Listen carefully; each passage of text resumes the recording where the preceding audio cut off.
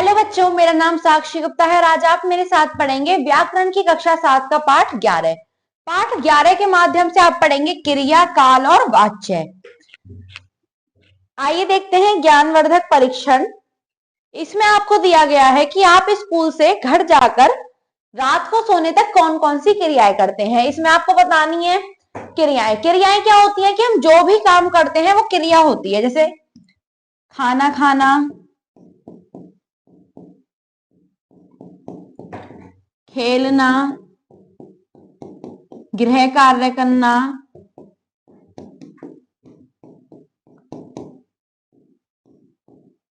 बाजार जाना इत्यादि। जो भी आप काम करते हैं। आइए समझते हैं क्रिया। देखिए, पढ़िए और समझिए। धोबी कपड़े धो रहा है, शिल्पा खाना खा रही है, मोर नाच रहा है। उपर्युक्त तीनों चित्रों को देखकर स्पष्ट होता है कि धोने, खाने और नाचने का कार्य हो रहा है। इन चित्रों के नीचे लिखे वाक्यों से भी यही प्रकट हो रहा है कि वाक्यों के अंतिम शब्द किसी कार्य का होना प्रकट कर रहे हैं। अतः कार्य का परिचय कराने वाले शब्द धो रहा है, खा रही है और नाच रहा है तीनों क्रियाएं हैं। ये क्रियाएं अपने मूल रूप धातु से बनी हैं। ऊपर क्रियाओं की रचना करने वाला मूल रूप अर्थात धो, खा तथा नाच धातु हैं। धातु क्रिया का मूल रूप धातु कहलाता है, जैसे पढ़, दौड़, लिख, उठ, खा, खेल, हंस इत्यादि। क्रिया का सामान्य रूप क्रिया के मूल रूप में ना प्रत्यय जोड़कर हम क्रिया का सामान्य रूप बना सकते हैं, जैसे चलना, जाना, पढ़ना, खाना, गाना।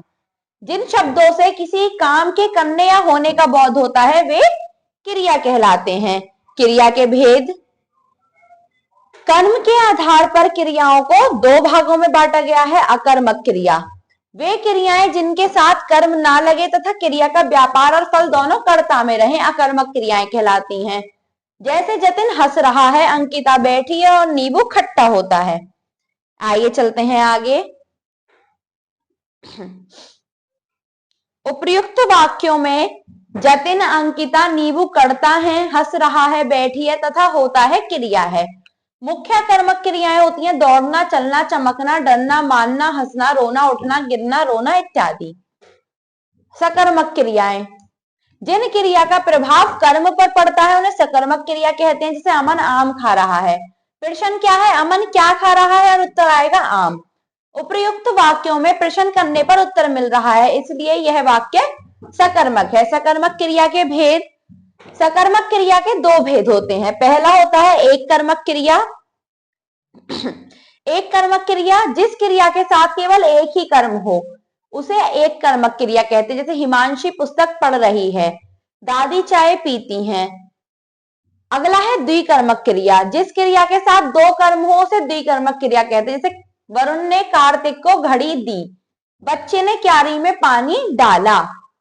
संरचना के आधार पर क्रिया के 5 भेद होते हैं। प्रेरणार्थक क्रिया क्रिया का वह रूप जिससे ये पता चले कि कर्ता स्वयं क्रिया ना करके किसी दूसरे व्यक्ति को क्रिया करने के लिए प्रेरित कर रहा है, उसे प्रेरणार्थक क्रिया कहते हैं। जैसे अध्यापक मॉनिटर से कॉपियां मंगवाते हैं, पिताजी विशाल से पाठ पढ़वाते हैं।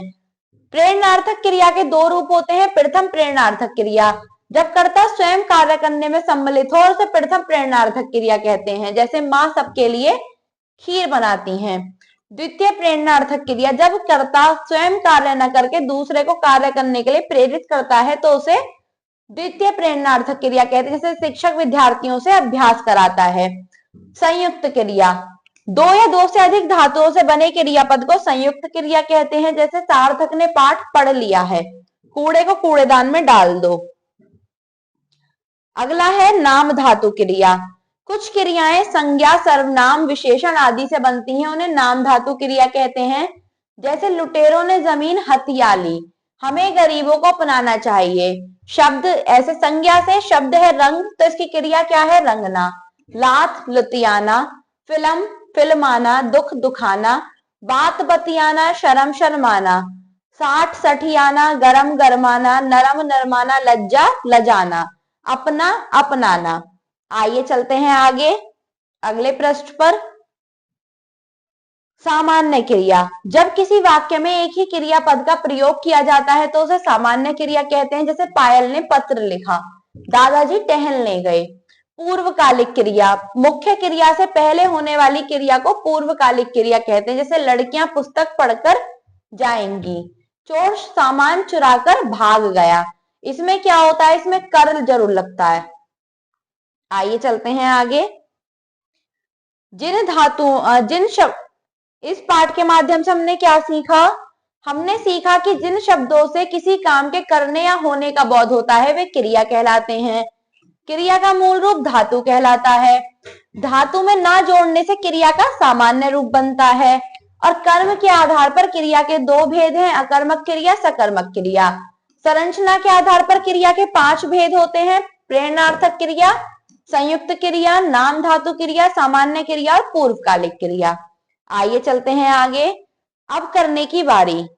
क्रिया का मूल रूप कहलाता है धातु। सकर्मक क्रिया के भेद होते हैं 2। प्रश्न ख, नीचे दिए गए वाक्यों में प्रयुक्त कर्ता और कर्म लिखिए।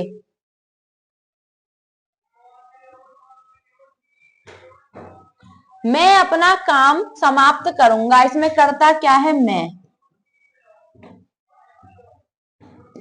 कर्म है समाप्त करूंगा। मां खाना बना रही हैं, मां खाना बना रही हैं। पार्थ ने सुंदर चित्र बनाया, पार्थ ने चित्र बनाया। निशा ने नया घर खरीदा, निशा ने घर खरीदा। करण ने सच्चाई का मार्ग चुना, करण ने मार्ग चुना। आइए चलते हैं आगे। निम्नलिखित वाक्यों के आगे अकर्मक, एक कर्मक, द्विकर्मक लिखिए। अचानक बच्चा गिर गया, अकर्मक। मां ने अनंत को आशीर्वाद दिया, एक कर्मक। माली ने फूल तोड़े, एक कर्मक। मैं पेड़ के नीचे बैठी हूं,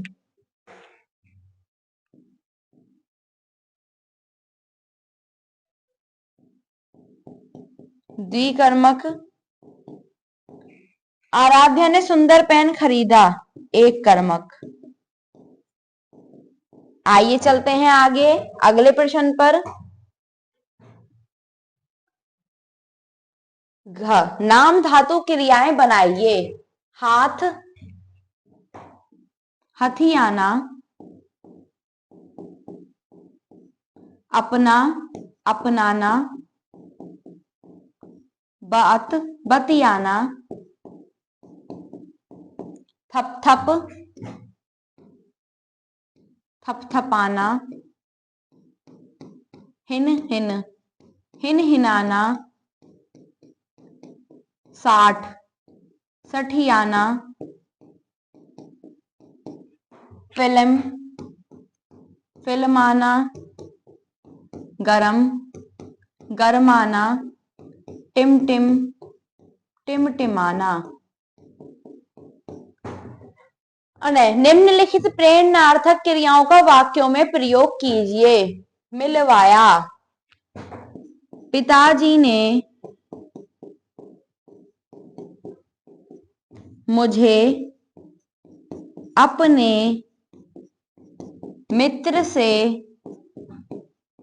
मिलवाया।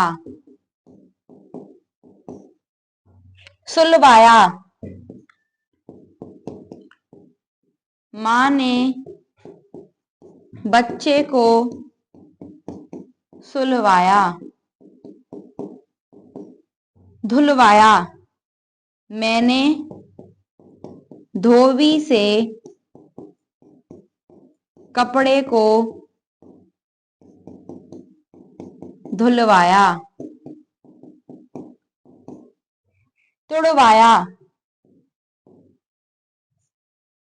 मालिक ने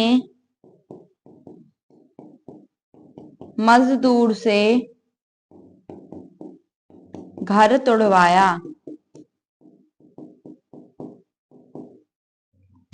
करवाया। मेरे मित्र ने अपना गृह कार्य किसी और से करवाया।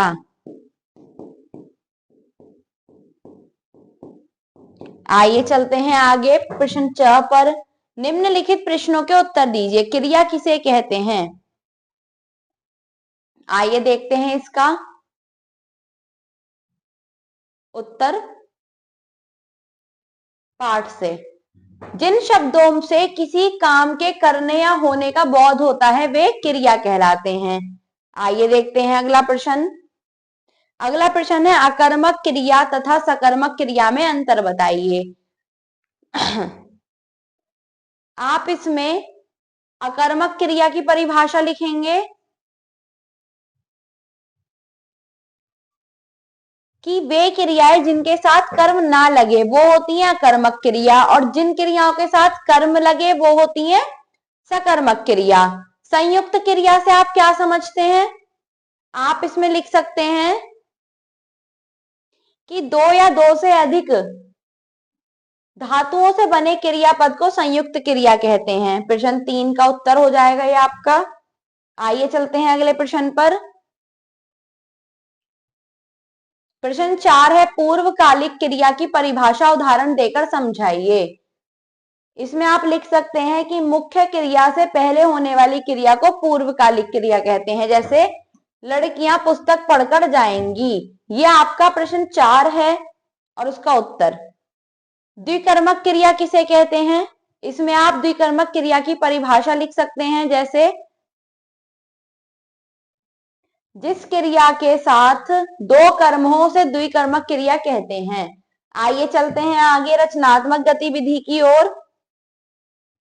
काम का महत्व बताते हुए दो मित्रों के बीच संवाद लिखिए। इसमें आपको क्या करना है कि दो मित्रों का संवाद करना है जिसमें काम का महत्व बताया गया हो। अगला विषय है, अगला शीर्षक है आपका काल। क्रिया के जिस रूप से कार्य के करने होने या ना होने के समय का बोध होता है इस समय को ही क्रिया का काल कहते हैं। जैसे बच्चे पढ़ रहे हैं, कल हम घूमने जाएंगे, कल राष्ट्रीय अवकाश था। क्रिया के जिस रूप से कार्य के समय का बोध हो उसे काल कहते हैं। काल के भेद, काल के 3 भेद होते हैं। प्रथम है वर्तमान काल। क्रिया के जिस रूप से यह बोध हो कि क्रिया अभी चल रहे समय में हो रही है उसे वर्तमान काल कहते हैं। जैसे खरगोश गाजर खाता है, वह कविता लिख रहा है, पुष्प पर तितली मंडरा रही है, माताजी खाना बना रही हैं। आइए चलते हैं अगले पृष्ठ पर। प्राय वर्तमान काल के क्रियापदों में हो, है और उनके साथ ता, ती, ते या रहा, रही, रहे इत्यादि आते हैं। वर्तमान काल के निम्नलिखित 3 भेद हैं। सामान्य वर्तमान काल, क्रिया के जिस रूप से वर्तमान काल की क्रिया का सामान्य रूप से होना ज्ञात हो उसे सामान्य वर्तमान काल कहते हैं। जैसे मीनू पाठशाला पढ़ने जाती है, विराट दूध पीता है। अगला होता है अपूर्ण वर्तमान काल। क्रिया के जिस रूप से यह बोध होता है कि कार्य वर्तमान काल में प्रारंभ हुआ तथा भी चल रहा है उसे अपूर्ण वर्तमान काल कहते हैं। जैसे मेरठ में नौचंदी मेला चल रहा है, कुमार बर्तन बना रहा है। संदिग्ध वर्तमान काल, क्रिया के जिस रूप से वर्तमान काल की क्रिया के होने में संदेह पाया जाए उसे संदिग्ध वर्तमान काल कहते हैं। जैसे शेर जंगल में दहाड़ रहा होगा, मां घर आ रही होंगी। भूतकाल, क्रिया के जिस रूप से यह बोध होता है कि कार्य बीते हुए समय में हुआ है उसे भूतकाल कहते हैं। जैसे शाहजहां ने ताजमहल बनवाया था, गायक गा रहा था। भूतकाल के निम्नलिखित 6 भेद होते हैं। प्रथम है सामान्य भूतकाल। क्रिया के जिस रूप से हमें किसी कार्य के सामान्य अवस्था में समाप्त हो जाने का बोध होता है उसे सामान्य भूतकाल कहते हैं। जैसे वरुण स्कूल गया, शिवा जालंधर गया। अब बताइए भूतकाल के कितने भेद होते हैं? भूतकाल के 6 भेद होते हैं। अगला है आसन्न भूतकाल। क्रिया के जिस रूप से हमें ये बोध होता है कि जो कार्य बीते समय में हुआ था वह अभी अभी समाप्त हुआ है, उसे आसन्न भूतकाल कहते हैं। जैसे आसमान में चांद निकल आया है, मम्मी अभी आई हैं। एक होता है पूर्ण भूतकाल। क्रिया के जिस रूप से हमें किसी कार्य के बीते हुए समय में समाप्त हो जाने का बोध होता है उसे पूर्ण भूतकाल कहते हैं। जैसे मीरा ने बैंक से पैसे निकलवाए, हम उससे कई साल पहले मिल चुके थे। अपूर्ण भूतकाल। क्रिया का वह रूप जिससे यह बोध हो कि कार्य भूतकाल में हो रहा था किंतु उसके पूर्ण होने का बोध ना हो, उसे अपूर्ण भूतकाल कहते हैं। जैसे तोता उड़ रहा था, माही पाठ याद कर रही थी। संदिग्ध भूतकाल। क्रिया के जिस रूप से भूतकाल का बोध हो किंतु क्रिया के होने में संदेह हो, उसे संदिग्ध भूतकाल कहते हैं। जैसे रोगी मर चुका होगा, पिताजी आ गए होंगे। आइए चलते हैं अगले पृष्ठ पर। अगला पृष्ठ है, अगले में है आपका हेतु हेतुमत भूतकाल। जहां भूतकाल की दूसरी क्रिया पहली क्रिया पर आधारित हो उसे हेतु हेतुमत भूतकाल कहते हैं। जैसे यदि वर्षा होती तो फसल न सूखती, तुम आते तो मैं भी चलता। अगला है भविष्य काल। क्रिया के जिस रूप से यह बोध हो कि क्रिया आने वाले समय में होगी उसे भविष्य काल कहते हैं। जैसे माँ खाना बनाएंगी, मैं कॉमनवेल्थ गेम देखने जाऊंगा। प्रायः भविष्य काल की क्रियाओं के अंत में एगा एगी एगे आते हैं। भविष्य काल के निम्नलिखित दो भेद होते हैं। सामान्य भविष्य काल। क्रिया का वह रूप जिससे कार्य के भविष्य में होने का बोध हो सामान्य भविष्य काल कहलाता है। जैसे वह पुस्तक खरीदेगा, आशीष कल मथुरा से आएगा। संभाव्य भविष्य काल।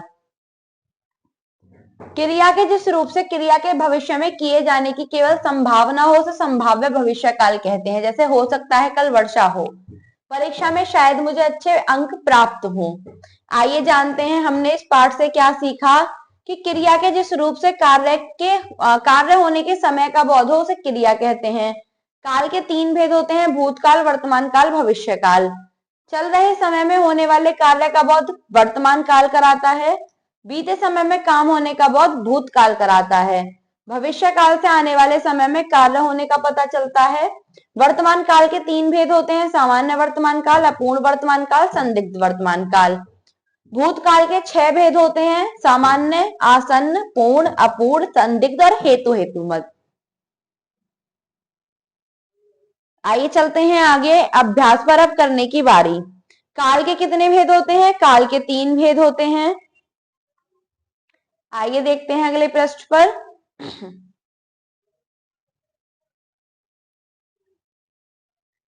भूतकाल से बोध होता है बीते हुए समय का।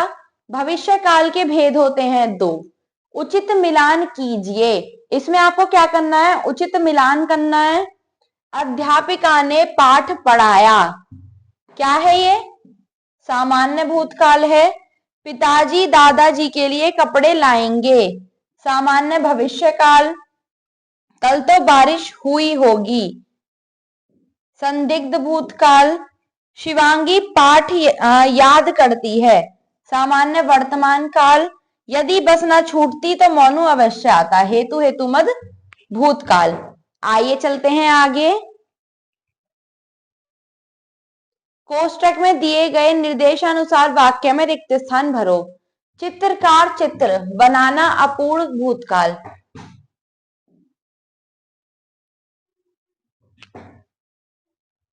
चित्रकार चित्र को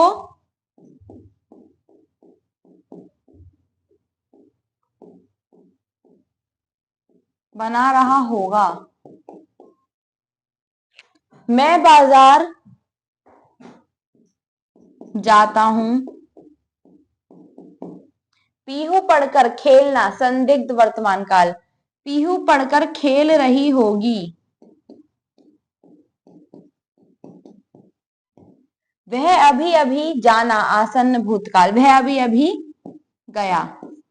शायद दादाजी जल्दी घर आएंगे। आइए चलते हैं आगे। निम्नलिखित वाक्यों के सामने उनके काल का नाम लिखिए।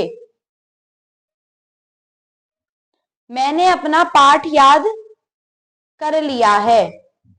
मैंने अपना पाठ याद कर लिया, भूतकाल।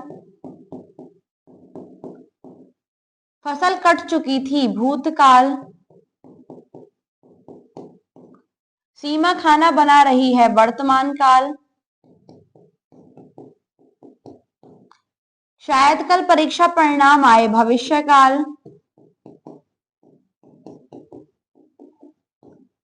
वह आगरा से लौट आया होगा, भविष्य काल। निम्नलिखित प्रश्नों के उत्तर दीजिए। काल की परिभाषा दीजिए। आइए देखते हैं काल की परिभाषा पाठ से।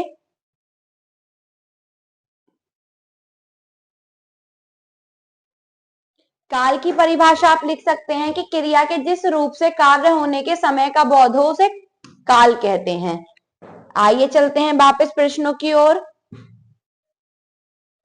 अगला प्रश्न है आपका, वर्तमान काल के कितने भेद होते हैं?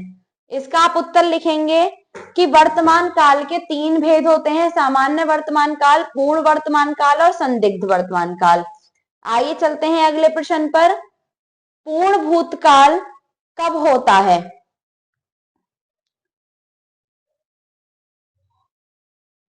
इसका उत्तर आप लिखेंगे कि क्रिया के जिस रूप से हमें किसी कार्य के बीते हुए समय में समाप्त हो जाने का बोध होता है उसे पूर्ण भूतकाल कहते हैं। आइए चलते हैं अगले प्रश्न पर।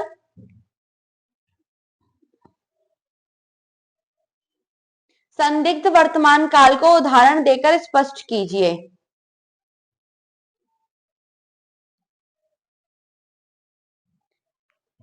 क्रिया के जिस रूप से वर्तमान काल की क्रिया में होने में संदेह पाया जाता है उसे संदिग्ध वर्तमान काल कहते हैं। जैसे शेर जंगल में दहाड़ रहा होगा। प्रश्न 4 का उत्तर। आइए चलते हैं अगले प्रश्न पर। संभाव्य भविष्य काल और संदिग्ध वर्तमान काल में अंतर स्पष्ट कीजिए। आपको क्या करना है कि आपको लिखना है सबसे पहले संभाव्य भविष्य काल क्रिया के जिस रूप से क्रिया के भविष्य में किए जाने की केवल संभावना हो उसे कहते हैं। आगे लिखेंगे आप जबकि, और फिर लिखेंगे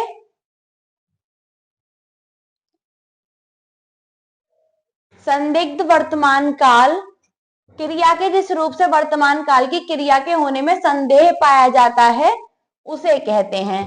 इस प्रकार आप दोनों जगह जोड़कर इसका उत्तर लिख लेंगे। आइए चलते हैं आगे रचनात्मक गतिविधि पर।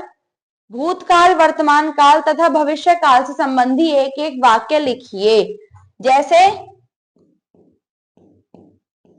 कल मैं बाजार से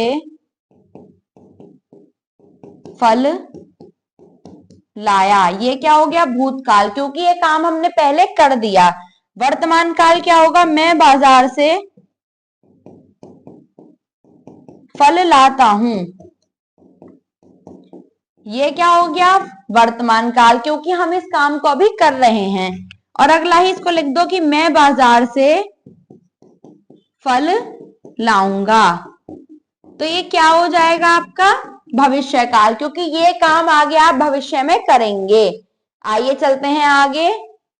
अगला शीर्षक है आपका वाच्य। वाच्य का अर्थ है बोलने का विषय। वाक्य में प्रयुक्त क्रिया कभी कर्ता के अनुसार होती है तो कभी कर्म के अनुसार। कभी कभी वाक्य में दोनों कर्ता व कर्म से अलग भाव की प्रमुखता होती है। जैसे शिल्पा चित्र बनाती है और शिल्पा द्वारा चित्र बनाया जाता है। शिल्पा द्वारा चित्र बनाया नहीं जा सकता। उपयुक्त वाक्यों में बनाती है, बनाया जाता है तथा बनाया नहीं जा सकता आदि क्रियाओं में भिन्न भिन्न रूपों से विधान किया गया है। यह विधान ही वाच्य कहलाता है। क्रिया के जिस रूप से यह पता चले कि उसे चलाने वाला कर्ता है, कर्म है या क्रिया का भाव है, वो वाच्य कहलाता है। और वाच्य के भेद, वाच्य के 3 भेद होते हैं। प्रथम होता है कृतवाच्य, जहां क्रिया के लिंग, वचन और पुरुष कर्ता के अनुसार हो और कर्ता ही प्रधान हो, से कृतवाच्य कहते हैं। जैसे सार्थक पतंग उड़ा रहा है, प्रिया गाना गा रही है। एक होता है कर्मवाच्य, जब क्रिया के लिंग और पुरुष कर्म के अनुसार हो तो उसे कर्मवाच्य कहते हैं। जैसे कुम्हार द्वारा बर्तन बनाए जाते हैं, पुलिस द्वारा चोर को पीटा गया।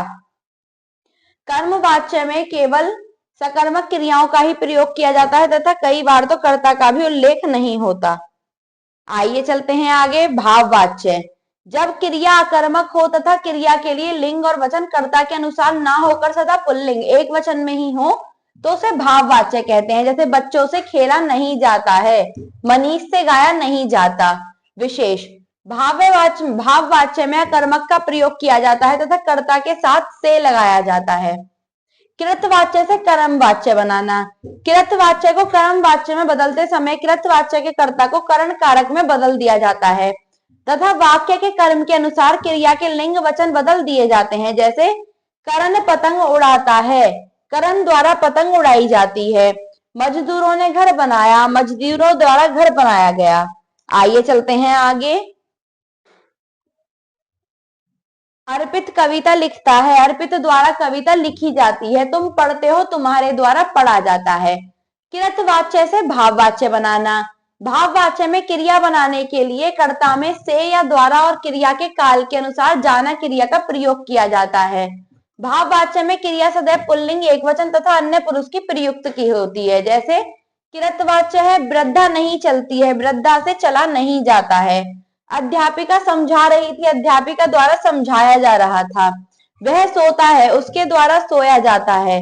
वह आती है, उसके द्वारा आया जाता है। आइए चलते हैं, हमने इस पाठ के माध्यम से क्या सीखा। हमने इस पाठ के माध्यम से सीखा कि क्रिया के जिस रूप से यह पता चले कि उसे चलाने वाला कर्ता है, कर्म है या क्रिया है, उसे वाच्य कहते हैं। वाच्य तीन प्रकार के होते हैं, कृतवाच्य, कर्मवाच्य और भाववाच्य।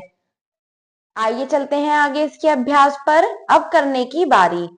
प्रथम प्रश्न है आपका, निम्नलिखित वाक्यों के सामने सही या गलत का निशान लगाइए। इसमें आपका प्रथम है, वाच्य क्रिया के प्रयोग का आधार होता है, सही। वाच्य तीन प्रकार के होते हैं, सही। कृतवाच्य में क्रिया का लिंग वचनकर्ता के अनुसार होता है, सही। भाववाच्य में क्रिया सकर्मक भी हो सकती है, गलत। कृतवाच्य के वाक्य सदैव सकारात्मक होते हैं, गलत। कर्म वाक्य में कर्म का होना अनिवार्य है, सही। निम्नलिखित क्रिया धातु रूप से कृतवाच्य और भाववाच्य बनाइए। सोना, श्याम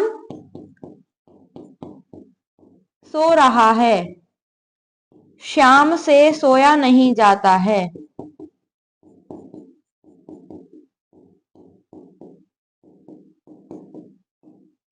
लिख, राधा लिख रही है, राधा कलम से लिख रही है।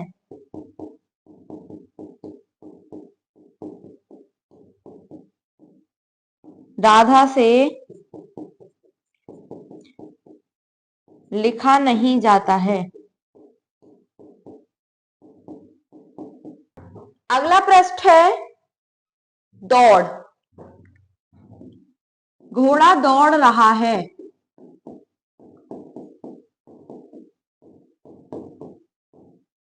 घोड़े से दौड़ा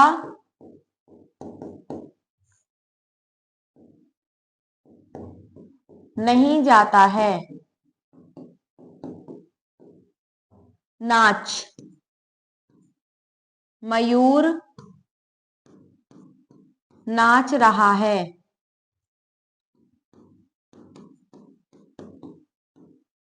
मोर से नाचा नहीं जाता है। पढ़, राम पढ़ रहा है। राम से पढ़ा नहीं जाता है।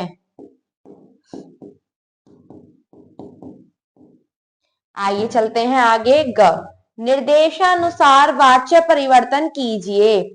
पिताजी फिल्म देखते हैं, इसको हमें किस में बदलना है, कर्मवाच्य में। पिताजी द्वारा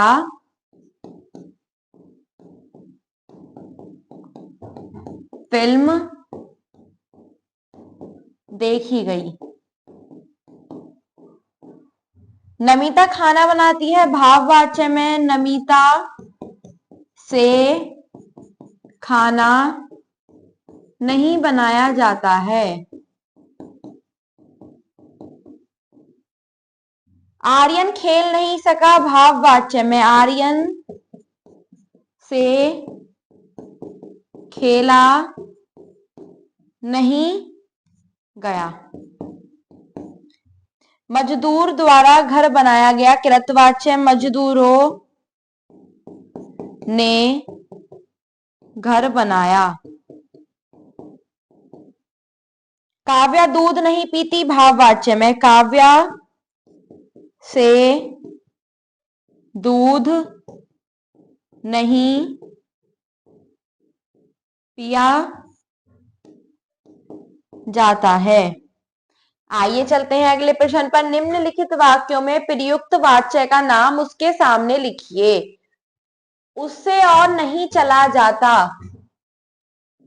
भाववाच्य। मजदूरों के द्वारा घर बनाया गया, भवन बनाया गया, कर्मवाच्य। मां को देखते ही बच्चा रोने लगा, कृतवाच्य। शिवम से लिखा नहीं जा सकता, भाववाच्य। किसान पक्की फसल काटने लगा, कृतवाच्य। मुझसे रोया नहीं जाता, भाववाच्य। अचानक बच्चा गिर गया, कृतवाच्य। अगला है निम्नलिखित प्रश्नों के उत्तर दीजिए। वाच्य किसे कहते हैं? इसके उत्तर में आप लिख सकते हैं कि क्रिया के जिस रूप से यह पता चले कि उसे चलाने वाला कर्ता है, कर्म है, क्रिया का भाव है, उसे वाच्य कहते हैं। आइए चलते हैं अगले प्रश्न पर। वाच्य के भेदों के नाम उदाहरण सहित लिखिए। इसमें आप दे सकते हैं कि वाच्य के 3 भेद होते हैं। कृतवाच्य, जैसे सार्थक पतंग उड़ा रहा है। कर्मवाच्य, कुम्हार द्वारा बर्तन बनाए जाते हैं। भाववाच्य, बच्चों से खेला नहीं जाता है। आइए चलते हैं अगले प्रश्न पर। अगला प्रश्न है कृतवाच्य से आप क्या समझते हैं?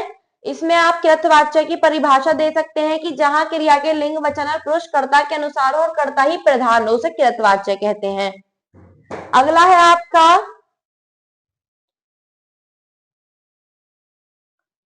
कर्मवाच्य और कृतवाच्य में अंतर। आप कर्मवाच्य और क्रमवाच्य में अंतर लिख सकते हैं कि कर्मवाच्य में केवल सकर्मक क्रियाओं का ही प्रयोग किया जा सकता है, जबकि कृतवाच्य में हम किसी भी क्रिया का प्रयोग कर सकते हैं।